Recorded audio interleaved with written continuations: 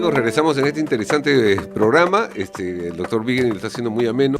Y justamente basándonos en eso, y quiero darles unos datos más. O sea, él pertenece a toda una gran familia de cirujanos plásticos, es su padre, su tío, su hermano, o sea, todos cirujanos plásticos de años y que han hecho escuela, y han sido profesores como su padre de muchos cirujanos plásticos aquí en el Perú.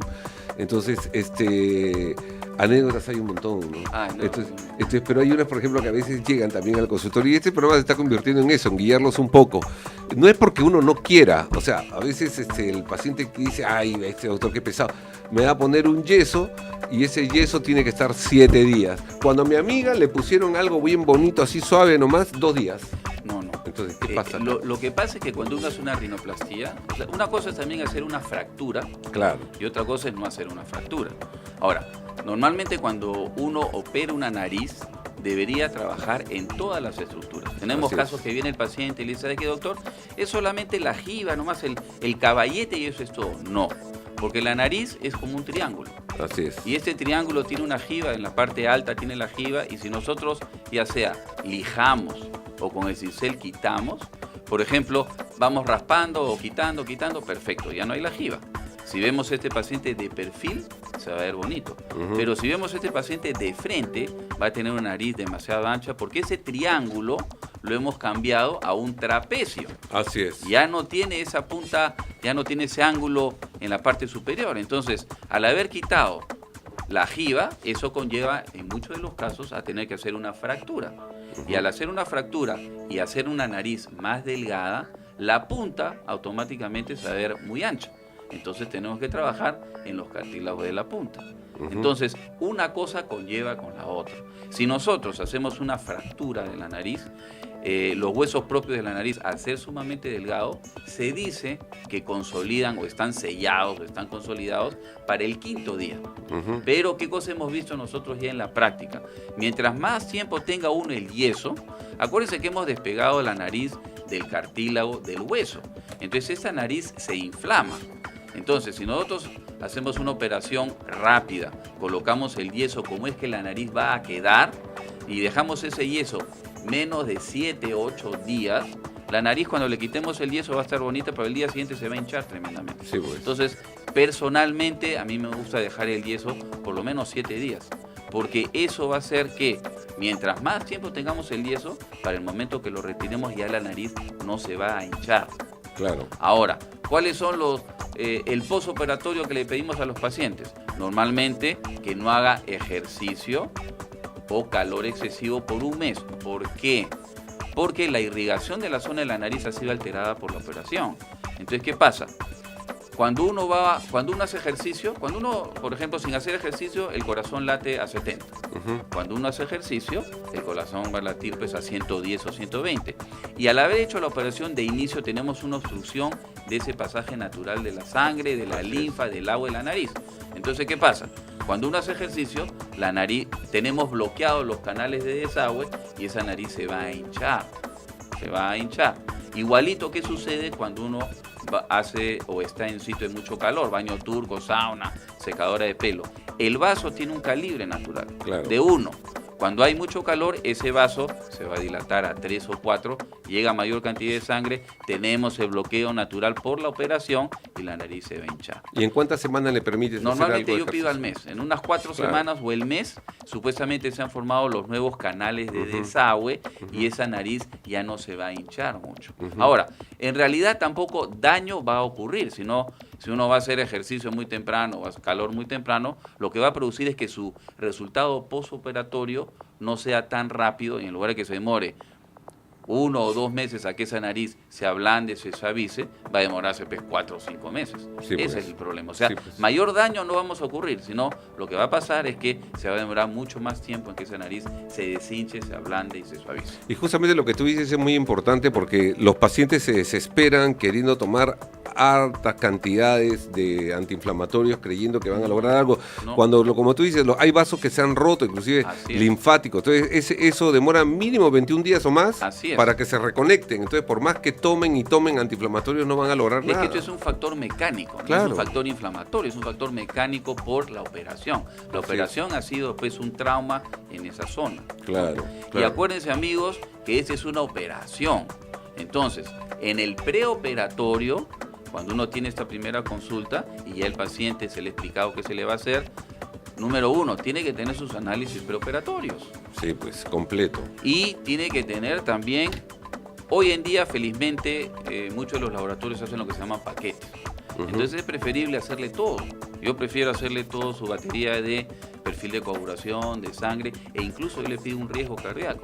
Claro. Yo, como anécdota, iba a operar a una íntima amiga la enamorada de un íntimo amigo mío de los párpados. Y era una persona de 40 años. Y le pido, como siempre pido, porque ahora ya es cómodo, ya no es tan caro como antes, le pido su riesgo quirúrgico y la cité. Normalmente, como esto es, cuando hemos examinado a un paciente, es una cuestión casi protocolar, todo el mundo debe pasar con 20, ¿no? Veo los análisis y resulta que tenía una onda T invertida, que tenía un bloqueo. Sí, tenía un bloqueo. Así es. Y la chica vino una hora antes y le digo, ¿qué haces acá? Porque no tenía tiempo quería enseñárselo al cardiólogo. Claro.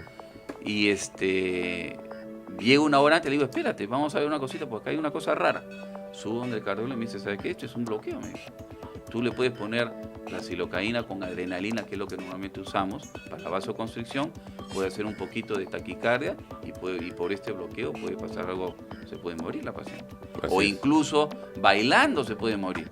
Entonces, para hacerte cuento corto, le dije quién era su cardiólogo, la derivamos y al final hasta la operaron. Le pusieron un stent y varias cositas, pero mira cómo algo tan sencillo uno no lo reconoce y después puede tener problemas. Entonces, acá la idea es, toda operación es un riesgo.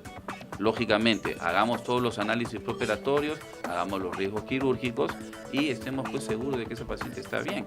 Hoy en día, ¿qué cosa sucede? Dentro de las pruebas que hacemos, hay lo que se llama tiempo de coagulación y tiempo de sangría. Entonces, yo normalmente mando antibióticos por 7 días, empezando un día antes, y también mando un antihemorrágico para mejorar ese tiempo de coagulación. Claro. Porque hoy en día todas las chicas hacen estas dietas, pues, y toman hierbas y toman desinflamantes, y para ellos las hierbas pues no son medicinas. Entonces, cuando tú le preguntas, señor, señorita, ¿usted toma algo, sufra? No, doctor, yo no tomo nada. Sí. Y después resulta que toma estas hierbas y su tiempo de coagulación pues está volando. Claro. Entonces, siempre es importante hacer estos análisis preoperatorios, estos riesgos, estar seguro que el paciente no tiene ningún problema en ese momento. Claro, y el concepto es que no es, porque si van a invertir en una operación, invertir en un chequeo es importante, y eso, por ejemplo, para que tengan una idea clara, como dice el doctor Vigerin, esos vasoconstrictores que son como la adrenalina, la epinefrina, que los plásticos los usamos sí o sí, porque hay que trabajar en tejido menos sangrante. Entonces eleva a veces la frecuencia cardíaca y hay pacientes que te elevan hasta 150. Lógico. Y si no tienen un buen corazón, a 150 de frecuencia cardíaca, en un corazón que no camina bien puede ser hasta un infarto. Sí, por supuesto. Y eso yo recuerdo mucho una entrevista de Ramón Ferreiros, el corredor, que decía que justamente antes de un rally su frecuencia cardíaca subía a 150, antes de arrancar. Bueno, ese es el estrés. El estrés que te produce, pero tú tienes que tener un buen corazón. El estrés que se produce en nuestros pacientes. Así es, y ese es un estrés, entran nerviosos. Normalmente yo trabajo pues con una enfermera que le toma pues la frecuencia cardíaca y el pulso, y los pacientes a veces están volando. Solamente el estrés y los nervios. Tiene que estar saludable. Sí. Y eso sucede para verlo como el deporte. Entonces Ramón Ferreiro decía eso, y ahí entendí por qué este actor de Hollywood, no ya mayor, que es Sylvester Stallone, cuando hizo una película de autos de Fórmula 1, le prohibieron de que él haga las tomas, y él quería hacer las tomas porque decían de que ya había pasado la edad para hacer eso, porque la frecuencia cardíaca sube demasiado con esos autos. Sin embargo, no tenía que hacer un chequeo cardíaco por más sano que esté. Entonces, cuando le mandamos al cardiólogo, no es por gusto, no es porque quieran que ustedes gasten. Mayor seguridad. Exacto, no es para que gasten más dinero ni nada de eso. ¿No? Y Y para terminar, bueno, lo importante es que la paciente lleva la nariz en la cara, pues la paciente debe tener su concepto y ella tiene que hablar. Y a veces me gusta que me envíen fotos de qué cosa es natural para ellos y qué no, porque a veces también me ha pasado cosas un poco extravagantes, ¿no? Yo quiero una nariz así y es una cosa que para uno no es natural. Claro, y yo pienso que como cirujanos plásticos nosotros tenemos que tener una norma y ver qué cosa es lo que quiere el paciente y si está dentro de esa norma. Uh-huh. Porque a veces también hay pacientes que te piden algo que tú sabes que a la larga va a ir mal.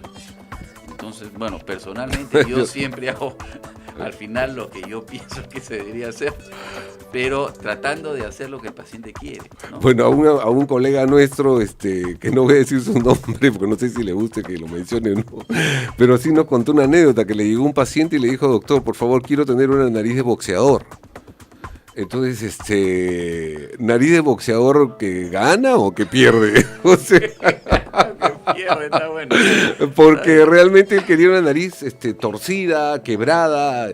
Entonces, hay pacientes, por eso que evaluación inclusive psiquiátrica también es importante en cirugía plástica. Bueno, hemos hecho una primera parte del programa y volvemos después de una incisión. Holmes Private. La infidelidad y la mentira estarán ahora en su escritorio. En esta segunda parte del programa vamos como siempre a responder algunas preguntas y sobre eso es seguir desarrollando el tema.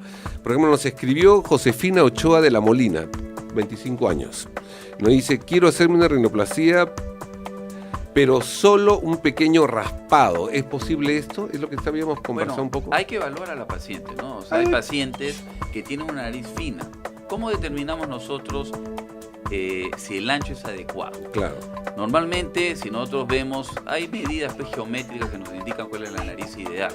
Pero básicamente, si nosotros vemos el epicanto, que es el angulito del ojo, y trazamos dos líneas paralelas que bajen a través de los dos epicantos, la nariz, no hablamos de la fosa, sino el ancho de la nariz debe caer dentro de estas dos líneas. Uh-huh. Si cae dentro de estas dos líneas, en realidad la paciente no debería necesitar una fractura para afinar la nariz.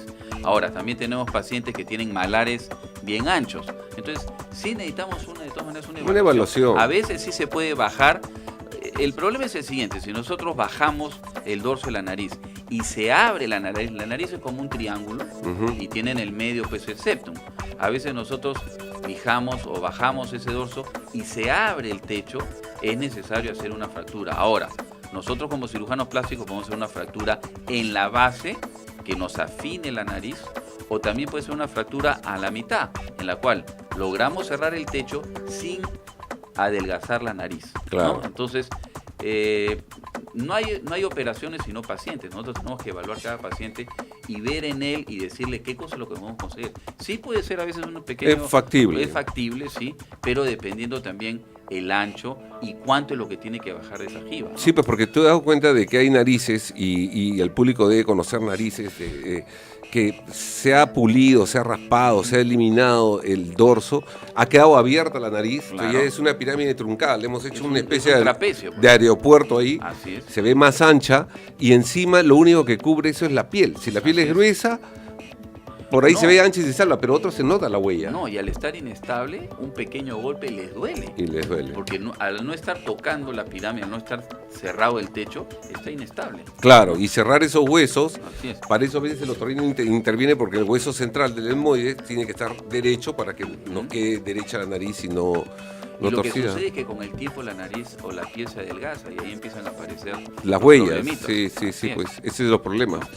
Entonces, Josefina, esperemos que hayamos cumplido con tus dudas, estén resueltas, y pasemos a ver lo que nos escribe Marta Sánchez.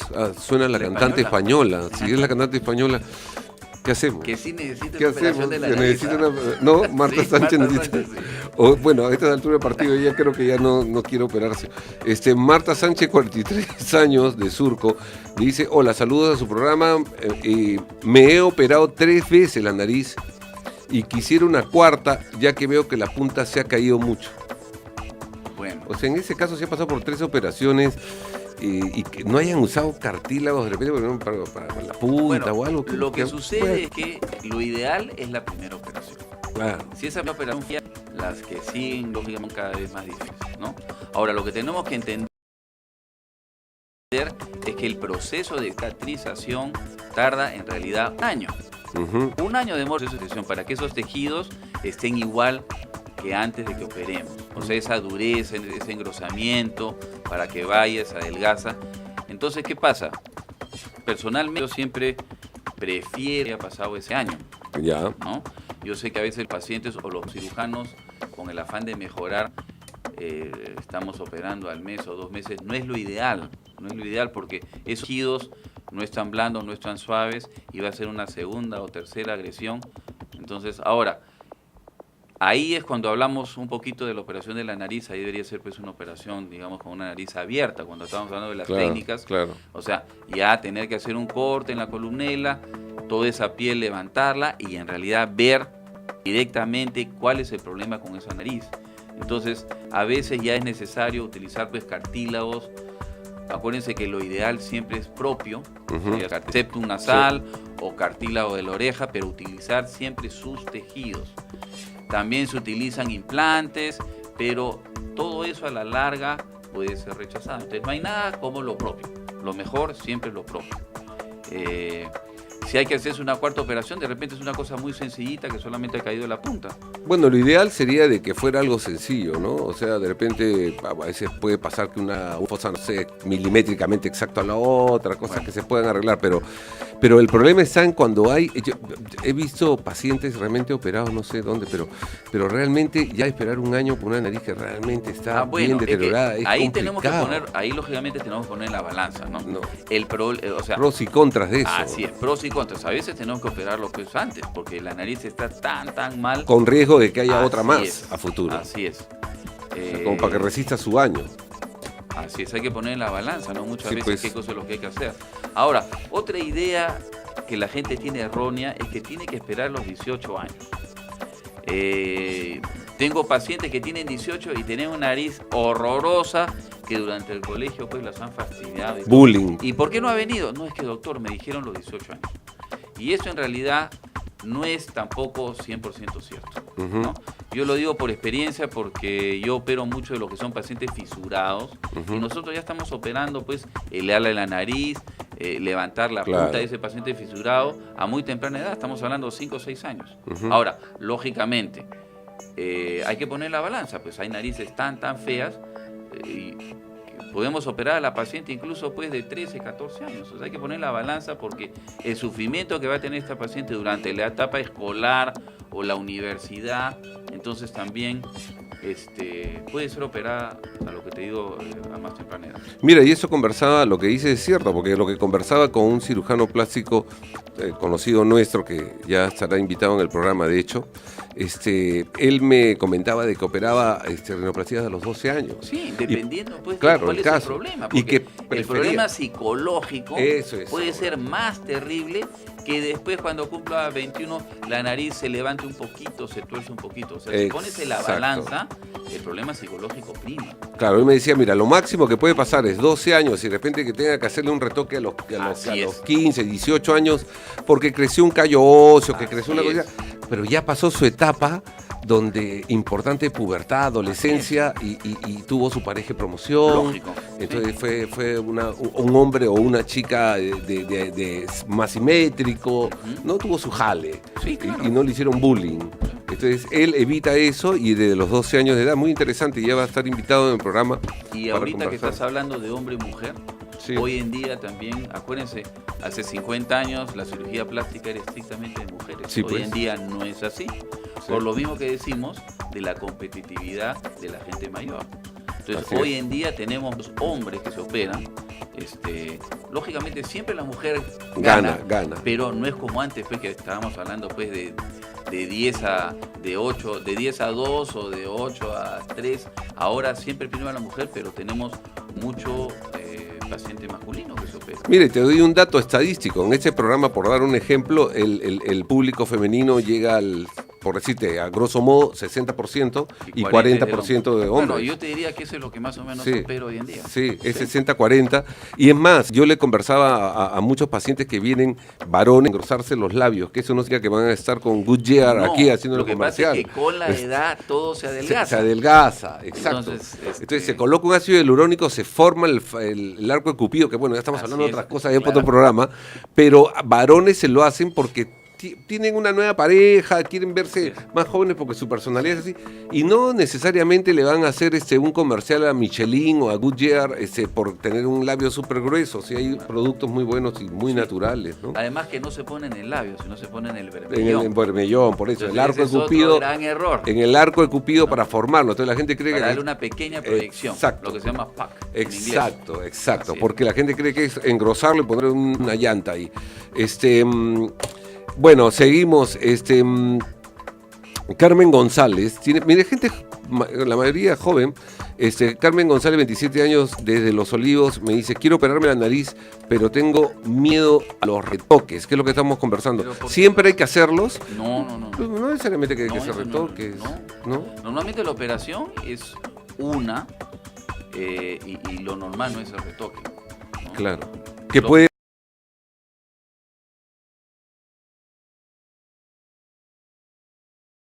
pasar. Puede pasar, sí, claro que porque puede. nada es perfecto. Lo que pasa es que también a veces hay que trabajar en un montón de cosas. Sí, pues. Hay que trabajar, digamos, en el ancho, en el dorso, en la punta, en la forma de la punta, la proyección de la punta, el tamaño de la fosa. Entonces, hay varias cositas y a veces una no puede ser lo ideal.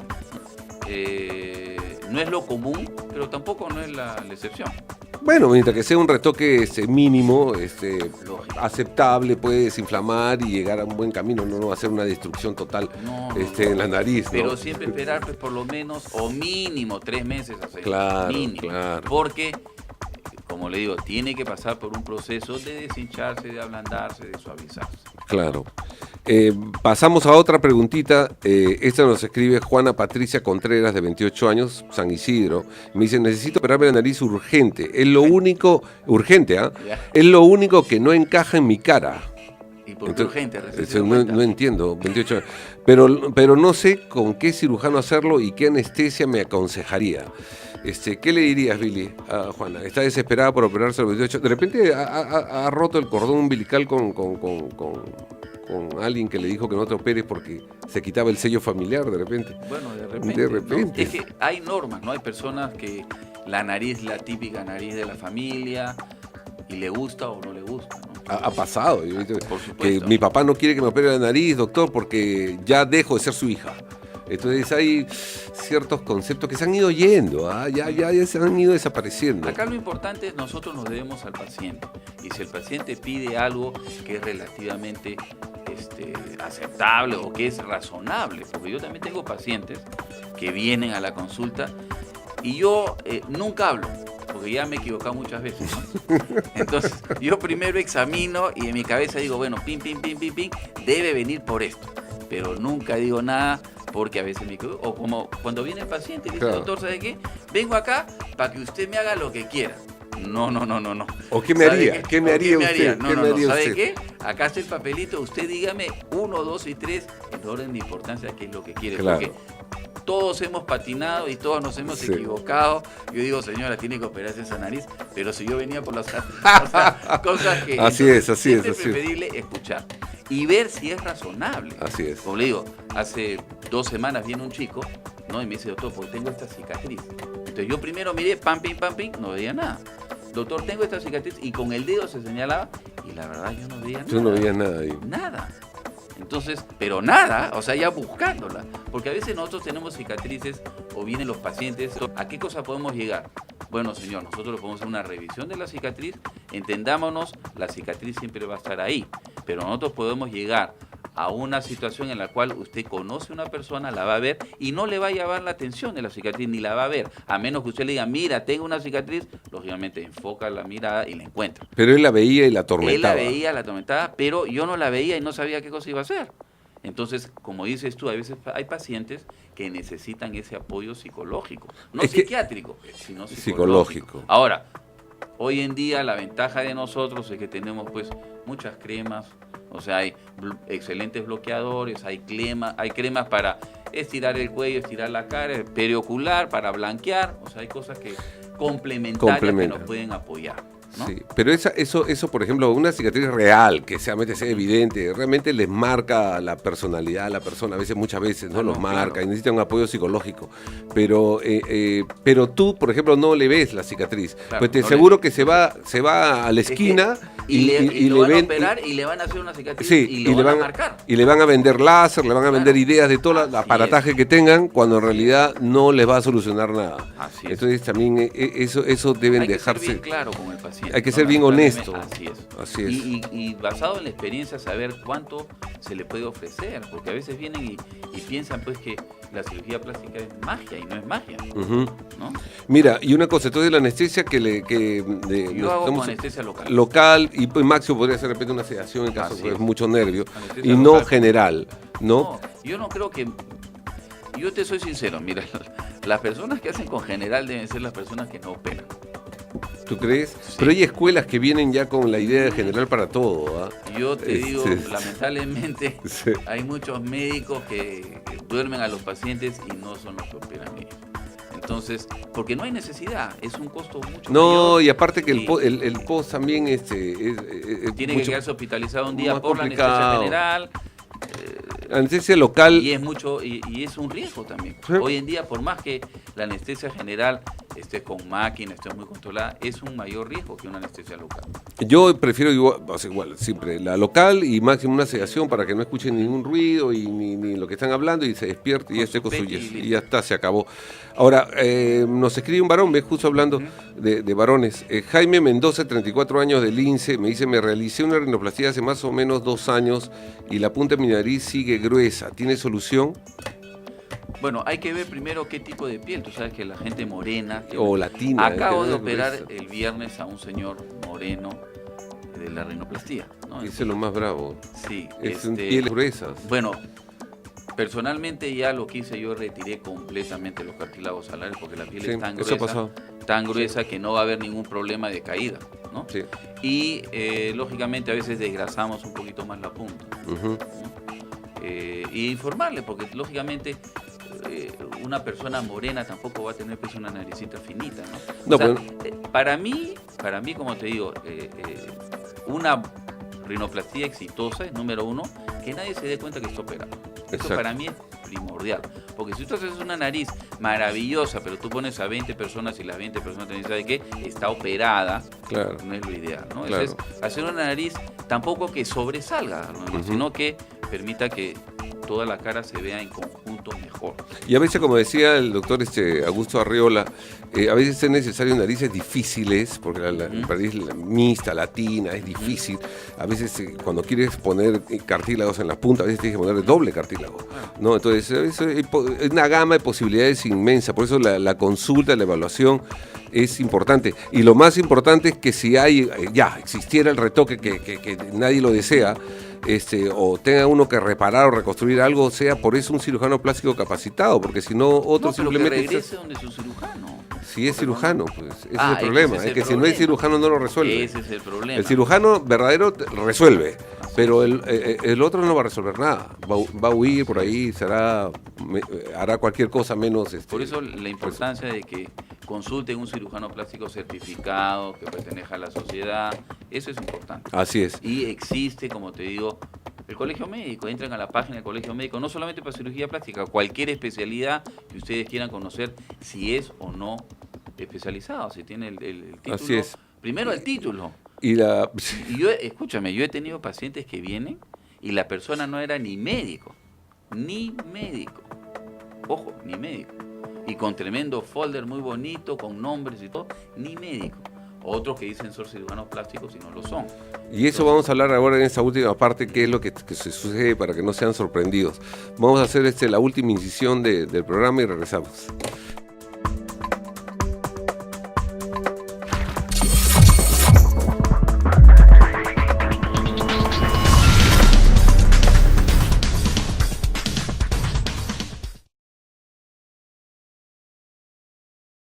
Y estamos dándole unos tips, amigos. Ahora, antes que nada, lo importante es esto, ¿no? Existe también la Sociedad de Cirugía Plástica que le puede dar toda la información, existe la web, o sea, ya todo está en internet. Y lo otro es que aprendan a seguir las indicaciones del médico. También el paciente a veces nos miente un poco y no tenemos cómo probar. No, es que si el paciente no entiende que ha sido sometido a una operación y no sigue pues las indicaciones postoperatorias, me parece absurdo, pues, porque uno ya es una persona grande, ha invertido un montón de dinero, quiere verse bien y no sigue las indicaciones. Es que ya no lo toman como una operación, lo toman como un masaje. O entrar a la peluquería, es operación. O un spa y salir y irse. Es que por eso es importante, como le digo, en esa primera consulta explicarle al paciente. Yo personalmente me tomo mucho tiempo de explicarle el porqué de las cosas, qué cosas le vamos a conseguir y por qué conseguimos. Entonces, si el paciente entiende lo que es la operación, entiende lo que es el proceso de cicatrización, también va a colaborar un poquito, ¿no? Claro. Entonces, es también nuestro deber como cirujanos explicarle todos estos procesos y exigirle al paciente que cumpla con las indicaciones. Claro, porque son 50-50. Yo a veces les digo, es 50-50 de responsabilidad, de que cumpla con las indicaciones y 50% que sea un buen cirujano.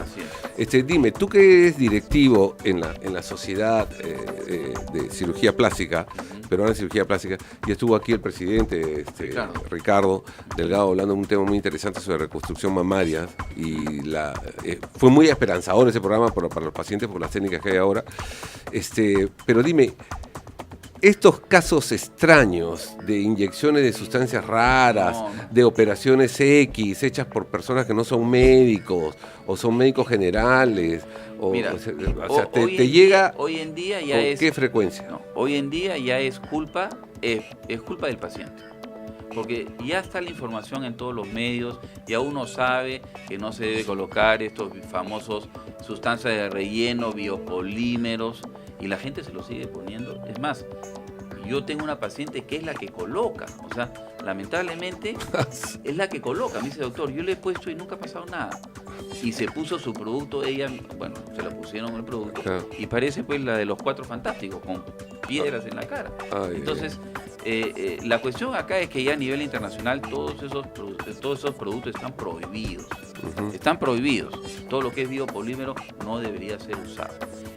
Y ácido hialurónico, que últimamente también se ha puesto de moda y no es, pues. Bueno, el ácido hialurónico tiene sus indicaciones, porque el ácido hialurónico sí está... No, pero les venden para aumentar glúteos, por ejemplo. Ya hablamos con Gabriela que es imposible, pues. Imposible que sea ácido hialurónico. Es porque una jeringa le cuesta a usted 150, 190 dólares, estamos hablando de 1 centímetro. Para ponerle el popó, tendrían que ponerle pues 50 centímetros. Claro. No es ácido hialurónico. Claro, así. Eso lo conversamos con un programa con la doctora Arriola.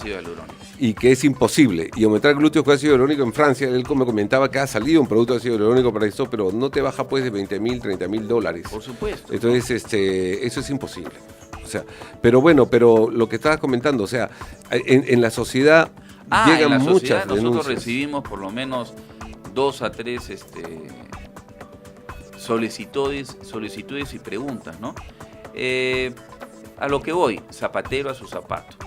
El anestesiólogo puede hacer liposucción, no está dentro de su formación. Lamentablemente hay mucho lo que es intrusismo desde el punto de vista de diferentes especialidades médicas, pero lo peor es que hay gente que no son ni médicos y están haciendo esto. Hay cursos que se están dando para estudiantes de medicina, para cosmiatas de liposucción, de bolsas de Bichat, que son operaciones. Y la gente, bueno, para fines comerciales, pero esto no debería ser. O sea, el médico y el cirujano plástico tiene ciertos años de formación, tiene una base del porqué de las cosas y entendemos la fisiopatología. No puede, pues, ningún paciente tomar a la ligera su cuerpo. O sea, hoy en día, personas que tengan estos problemas, yo también le atribuyo mucho a ellos mismos, que no se han sabido, pues, no han sabido preguntar, no han sabido hacer bien su investigación de quién es el que debería operar qué o qué otra cosa. Entonces, hoy en día, en la era pues que estamos de la tecnología y de la información, un paciente que vaya a operarse pues, de rinoplastia con una persona que ni siquiera es cirujano plástico, no es médico, es absurdo. Claro, ya Es ese es algo como a veces yo pienso y converso con amigos míos que me dicen, ¿quién tiene la culpa? ¿El taxi o el taxista o el que para el taxi? Yo a veces pienso que el que para el taxi. Porque el que para el taxi, tú agarras y le dices, señor, yo voy a tomar un taxi, pero acá, cuádrese aquí, él se va a cuadrar.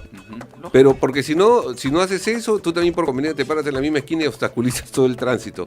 Bien, Guillermo, ha sido un gusto tenerte a ti. Espero la próxima vez tener a otro miembro de tu familia.